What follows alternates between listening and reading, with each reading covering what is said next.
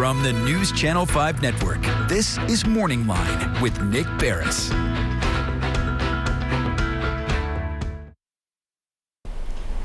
Good morning, everyone. Thanks for joining us on Morning Line. Nick Barris here with you on the program. We've got a good show on tap. Invite you to join in the conversation. You know, a lot going on in some of the news these days. Obviously, one of the big stories is what's happening in Afghanistan. And with regard to that and the reaction from many folks in this country, we're not talking politics so much, but what we're talking about today is the effect, the withdrawal from Afghanistan can have on veterans who perhaps served, who are already back here, or, whether you served or not, and you see what this happens as a member of the military, triggering potentially in some PTSD, and how you deal with that reaction, believe it or not. We'll get into some of that. And with regard to PTSD, we're going to kind of define that for you and how to deal with it, because aside from the Afghanistan situation, which is specific to what our guest is going to be joining us this morning to talk about, we're also going to ask her just about PTSD and how to deal with it, because let's face it, between you and me, we know there's a lot of folks after the horrible flood that happened here in Middle Tennessee over the weekend. Folks are going to be dealing with some of that. So let's introduce our guest to you this morning. With us is Erica Barnes, Dr. Erica Barnes. She is joining us from the clinical program manager at the Tennessee Valley Healthcare Program with U.S. Department of Veterans Affairs. So pretty much a mouthful there, but I appreciate you joining us this morning. Before we get into the definition of PTSD for folks, even though I think most have an idea of that, Doctor, give me a better example than I probably just did of how this withdrawal from Afghanistan might impact veterans back stateside. Yeah, absolutely. Thanks for having me on board. Sure. So any veterans that were deployed to Afghanistan, or really just the OEF, OIND war in general, are going to have some reactions to the pullout of Afghanistan. And so any of these veterans might be experiencing, like, questioning their service, questioning the sacrifices that were made. A range of emotions is common here. And we just really want to make sure that everyone knows that all of these reactions are common and expected. So that sadness, grief, anger, difficulty sleeping, they might have more memories from their service.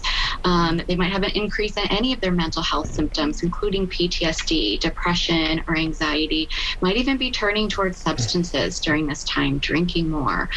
So any of those things might be signs that they're actually really impacted by what they're experiencing, especially if they're starting to question their service and what happened to them and the people that they served with. So are these veterans who maybe, and not all veterans who return from overseas, some type of conflict, suffer from PTSD, but are these veterans maybe who did come back with PTSD to begin with, perhaps have dealt with it to a degree, and this is a trigger bringing it back?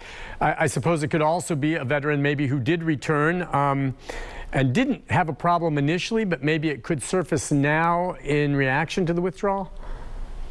Yeah, absolutely. This could kind of be a triggering event for anyone. They might not even realize how impacted they are. So noticing if they're starting to get a little bit more irritable, on edge, starting to become, any of those thoughts or feelings that they're going to have, anybody could experience them. And that would be considered normal. This is a big part of their life. This was something that was significant to them. So they're most likely going to have a reaction. It's just most important that they're recognizing that and be able to seek out help if they're needing it. Have you already seen folks seeking out help? I mean, this has just happened. It's hitting home. And we know sometimes soldiers, veterans are not always the first to line up to seek help because they want to be strong in their own mind. And, some perceive it incorrectly that seeking help is a form of weakness. But I mean, are they coming forward, some already? Absolutely. As soon as the news hit, every single day we're hearing veterans that maybe were already here for an appointment. Sure. To share what their experiences are and voice some frustrations and what they're going through. So it's important to know that if you have a veteran in your life, someone that you know and that you care about, ask them about this. They might not be realizing it's an issue. They might not know that other people are there to talk to them. And that's the most important thing, is don't deal with this alone and isolate and withdraw. Start talking about it.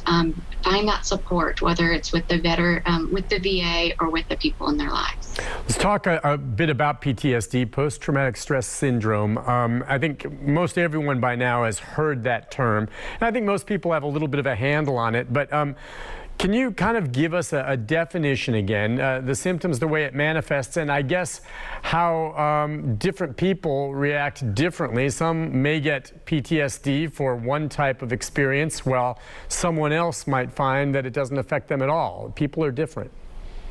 Yeah, absolutely. So anytime you've been experienced to a life or death situation, perhaps any sort of natural disaster, war, abusive relationship, serious car accident, any of those things have the potential to cause PTSD. The issue is that everyone is going to experience after an event like that some symptoms. They might have some difficulty sleeping, nightmares, be questioning why something happened, why did it happen this way, who might have been at fault. Those are going to be normal reactions, be a little bit more on edge, might notice some anger, some sadness, things like that. What happens is that not everyone is going to develop PTSD after that. So we don't know all the reasons why some people do and some people don't, but some reasons that we do know are how you cope with it afterwards. Do you reach out to people? Do you talk about it? Do you allow yourself to feel those emotions? Or, for instance, in war, you don't have the time or the ability to spend time processing, grieving, thinking about it. You have to push it down and go on to the next mission if you're in survival mode. So that makes it a lot harder to cope and deal. So what we usually find is that within the first month, you're going to have some of those symptoms, most likely, but they're going to start to decrease on their own as you're coping in a healthy way.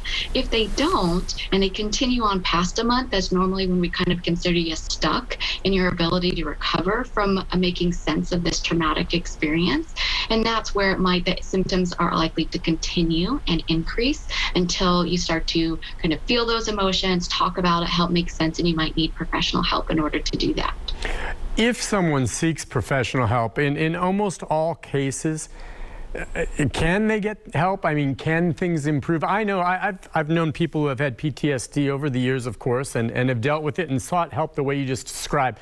I do remember some of them, no matter what, because of some of the things they experienced in combat, they have to lock themselves in a quiet room on the 4th of July.